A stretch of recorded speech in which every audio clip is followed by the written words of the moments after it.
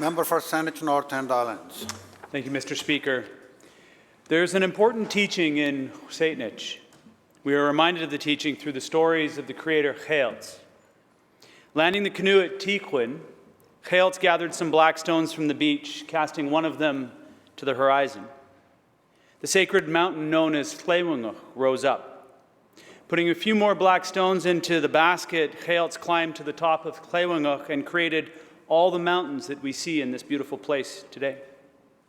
Some Willinguch people followed Geelts up the mountain and watched as the mountains were created. When Geelts had exhausted all the black stones, the Creator turned to the Willinguch and cast the most honorable of them out into the ocean.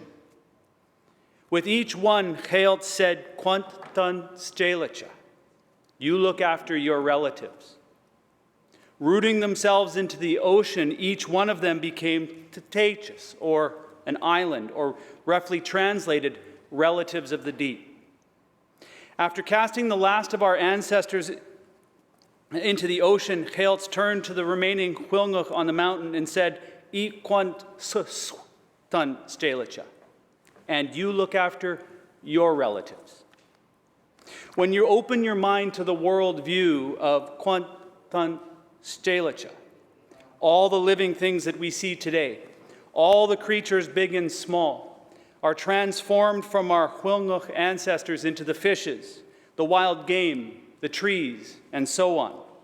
They begin to look a lot less like resources for our exploitation and a lot more like our relatives. Whether human or otherwise, when we look after them and they look after us, we achieve equilibrium in our territory. It's a contract, and the way we honor the sacred responsibility given to us by Geelts. It's a wise teaching. So I ask, are we living up to our end of the agreement?